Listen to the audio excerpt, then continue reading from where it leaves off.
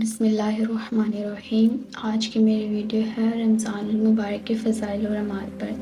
کہ رمضان المبارک کے مہینے کے فضائل کیا ہیں اور ان کے اعمال کیا ہیں۔ سب سے پہلے تو بات کرتی چلوں شیخ صدوق معتبر سند کے ساتھ امام علی رضا علیہ السلام سے اور حضرت نے اپنے آباء و طاہرین کے واسطے سے امیر المومنین امام علی علیہ السلام سے روایت کی ہے کہ آپ نے فرمایا ایک روز حضرت رسول صلی اللہ علیہ وآلہ وسلم نے ہمیں خطبہ دیتے ہوئے ارشاد فرمایا کہ اے لوگو، تمہاری طرف رحمتوں اور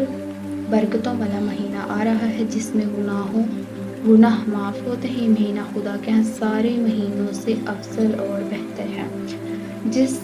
کے دن دوسرے مہینوں کے دنوں سے بہتر، جس کی راتیں دوسرے مہینوں کی راتوں سے بہتر، جس کی گھڑیاں دوسرے مہینوں کی گھڑیوں سے بہتر۔ یہ وہ مہینہ ہے جس میں حق تعالیٰ نے تمہیں اپنے مہمان نوازی میں بلایا،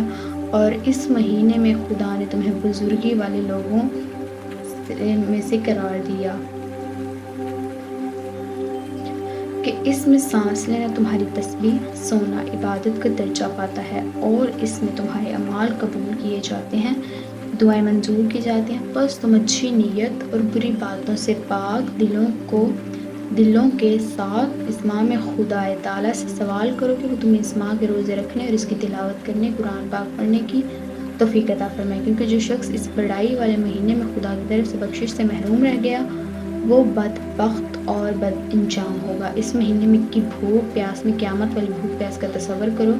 اپنے فقیروں مسکینوں کو صدقہ دو، بوڑھوں کی تعظیم کرو، چھوٹوں پر رحم کرو، رشتہ داروں کے ساتھ نرمی اور مہربانی کرو۔ اپنی زبان کو ان باتوں سے بچاؤ جو نہ کہنی چاہیے، جن چیزوں کو دیکھنا حلال نہیں ان سے اپنی نگاہوں کو بچائے رکھو، جن چیزوں کا سننا تمہارے لیے روا نہیں ان سے اپنے کانوں کو بند رکھو۔ دوسرے لوگوں کو یتیم بچوں پر رحم کرو تاکہ تمہارے بعد لوگ تمہارے یتیم بچوں پر رحم کریں۔ اپنے گناہوں سے توبہ کرو، خدا کی طرف رخ کرو، نمازوں کے بعد اپنے ہاتھ دعا کے لیے اٹھاؤ۔ بہترین اوقات میں سے جن میں حق تعالیٰ اپنے بندوں کی طرف نظر رحمت فرماتا ہے، جو بندہ اس وقت سے اپنی مناجات کرتے ہیں وہ ان کے جواب دیتا ہے، جو بندے سے پکارتے ہیں ان کی پکار پر لبیک کہتا ہے اور ان کو جواب دیتا ہے۔ اے لوگو، اس میں شک نہیں کہ تمہاری جانیں گروی پڑی ہیں، تم خدا سے مغفرت طلب کر کے ان کے چھڑانے کی کوشش کرو۔ تمہاری کمریں گناہوں کے بوجھوں سے دبی ہوئی ہیں، تم زیادہ سجدے کر کے ان کا بوجھ ہلکا کرو۔ کوشش کرو تمہاری کمریں گناہوں کے بوجھ سے ہلکا کرو، کیونکہ خدا نے اپنی عزت و عظمت کی قسم کھا رکھی ہے کہ اس مہینے میں نمازیں پڑھنے اور سجدے کرنے والوں کو عذاب نہ دے، قیامت میں ان کو جہنم کی آگ سے خوف نہ دلائے۔ اے لوگو، جو شخص اس ماہ میں کسی مومن کا روزہ افطار کرائے تو اس کے گناہوں کی بخشش، ایک غلام کو آزاد کرنے کا ثواب ملتا ہے۔ ان حضرت کے اصحاب میں سے بعض نے عرض کی یا رسول اللہ، ہم سب تو اس عمل کی توفیق نہیں رکھتے۔ تب آپ نے فرمایا کہ تم افطار میں آدھی کھجور یا ایک گھونٹ شربت دے کر بھی خود کو آتش جہنم سے بچاؤ، کیونکہ حق تعالیٰ اس کو پورا اجر دے گا جو اس سے کچھ زیادہ دینے کی توفیق نہ رکھتا ہو۔ اے لوگو، جو شخص اس مہینے میں اپنے اخلاق درست کرے تو حق تعالیٰ قیامت میں اس کو کل صراط سے بآسانی گزار دے گا، جبکہ لوگوں کے پاؤں پھسل رہے ہوں گے۔ جو شخص اس مہینے میں اپنے غلام اور لونڈی سے تھوڑی خدمت لے تو قیامت میں خدا اس کے حساب کے ساتھ سہولت سے لے گا، اور جو شخص اس مہینے میں کسی یتیم کو عزت مہربانی کی نظر سے دیکھے تو قیامت میں خدا اس کی حرمت کو نگاہ سے دیکھے گا۔ جو شخص اس مہینے میں اپنے رشتہ داروں سے نیکی قربت کا برتاؤ کرے تو حق تعالیٰ قیامت میں اسے اپنی رحمت کے ساتھ ملائے رکھے گا، اور جو کوئی اپنے قریبی عزیزوں سے بدسلوکی کرے تو خدا روز قیامت اسے اپنے سائے رحمت سے کاٹ رکھے گا۔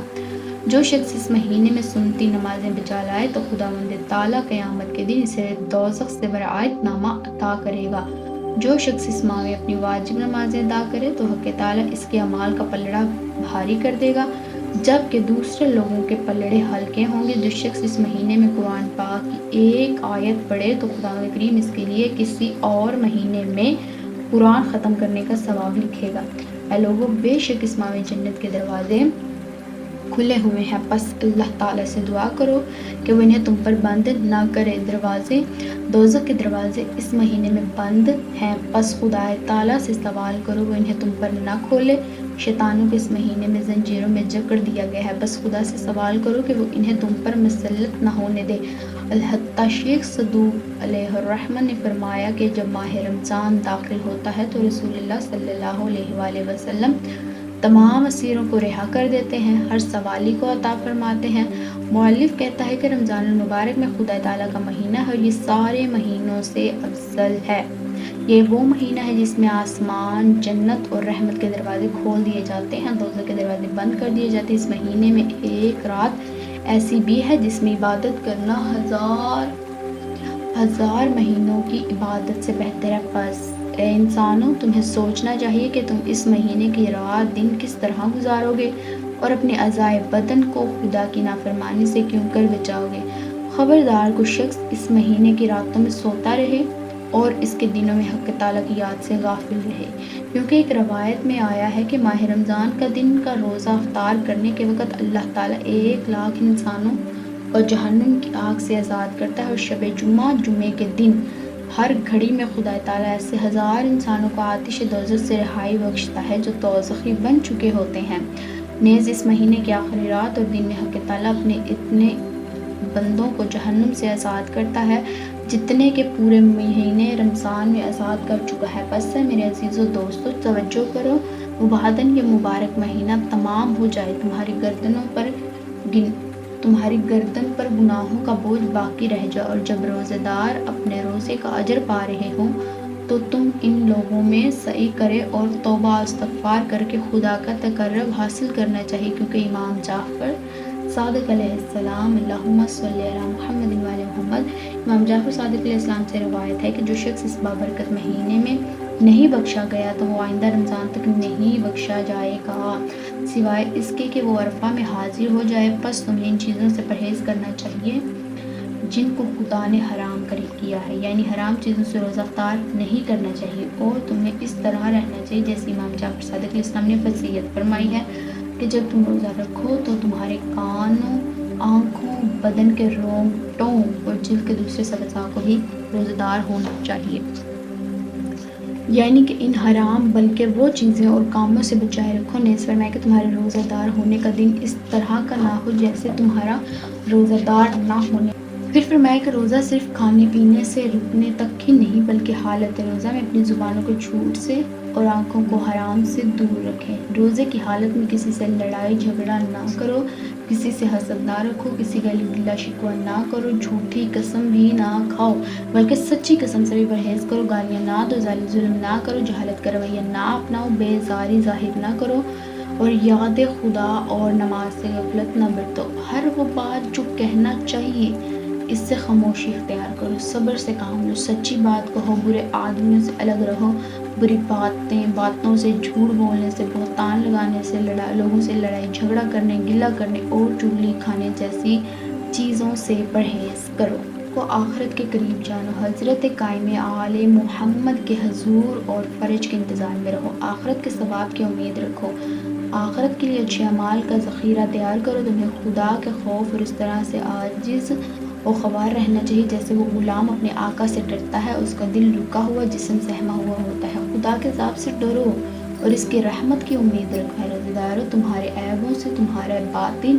مکر و فریب اور تمہارا بدن آلودگیوں سے پاک ہونا چاہیے۔ اللہ کے سوا دوسرے خداؤں سے بیزاری اختیار کرو۔ روزے کی حالت میں اپنی محبت، نصرت کو اللہ کے لیے خالص کرو، ہر وہ چیز ترک کر دو جس سے خدا نے باطن و ظاہر میں روکا ہے۔ خداوند ظاہر و باطن میں ایسا خوف رکھو جو خوف رکھنے کا حق ہے۔ روزے حالت میں اپنا بدن اور روح خدا کے حوالے کر دو اور اپنے دل کو صرف اس کی محبت اور یاد کے لیے یکساں کر لو، اور اپنے جسم کو ہر چیز کے لیے فرما بردار بناؤ جیسے کہ خدا کا حکم ہے۔ اور اگر تم ان سب چیزوں پر عمل کر لو جو روزے کے لیے مناسب ہیں تو پھر تم نے خدا کی فرمائشوں پر عمل کیا جن چیزوں کا میں نے تذکرہ کیا ہے، اور اگر ان میں سے کچھ کم کر دو گے تو تمہارے ثواب اور فضیلت میں کمی آ جائے گی۔ بے شک میرے والد بزرگ نے فرمایا کہ حضرت رسول صلی اللہ علیہ وآلہ وسلم سے سنا ہے کہ ایک عورت بحالت روزہ اپنی کنیز کو گالیاں دے رہی تھی۔ تب حضرت نے کھانا منگوایا اور اس عورت سے کہا کہ یہ کھانا کھا لو۔ اس نے عرض کیا کہ میں روزے میں ہوں۔ اور حضرت نے فرمایا کہ یہ کس طرح کا روزہ ہے جبکہ تو اپنی کنیز کو گالیاں دے رہی ہے۔ روزہ محض کھانے پینے سے رکنے کا نام نہیں ہوتا بلکہ اللہ تعالیٰ نے اسے تو روزے کو تمام کبیرہ کاموں یعنی بدکرداری، بدرفتاری وغیرہ سے حجاب قرار دیا ہے۔ بس اصل حقیقت روزہ دار کا بہت قلیل اور بھوک پیاس سے رہنے والے بہت زیادہ۔ حضرت امیر المومنین علیہ السلام نے فرمایا کتنے ہی روزہ دار ہیں سوائے بدن کی زحمت اور تھکن کے کچھ نہیں ہیں۔ کیا کہنا اس عقل مند کی نیند کا جو جاہل کی بیداری سے بہتر ہے، اور کیا کہنا اس صاحب فراست کا جس کا روزے سے نہ ہونا روزے داروں سے بہتر ہے۔ جابر بن یزید نے امام محمد باقر علیہ السلام سے روایت کی کہ حضرت رسول اللہ صلی اللہ علیہ وآلہ وسلم نے جابر بن عبداللہ سے فرمایا کہ اے جابر، یہ رمضان مبارک کا مہینہ ہے، جو شخص اس کے دنوں میں روزے رکھے اور اس کی راتوں کے کچھ حصے میں عبادت کرے اپنے شکم اور شرمگاہ کو حرام سے بچائے رکھے گا، جابر بچائے رکھے، اپنی زبان کو روکے رکھے تو وہ شخص گناہوں سے اس طرح باہر آئے گا جیسے یہ مہینہ جلد ختم ہو جائے گا۔ اسی کے ساتھ میں اپنی ویڈیو کو کرتی ہوں نیکسٹ انشاءاللہ آپ کو اور رمضان کے رمضان کے متعلق اور اسلام کے متعلق انفارمیٹیو ویڈیو ملتی رہے گی۔ ہمارے ساتھ لنک رہنے کے لیے ہمارے چینل کو سبسکرائب کریں، ویڈیو کو لائک شیئر اینڈ سبسکرائب ضرور کریں۔ تھینک یو، اللہ حافظ۔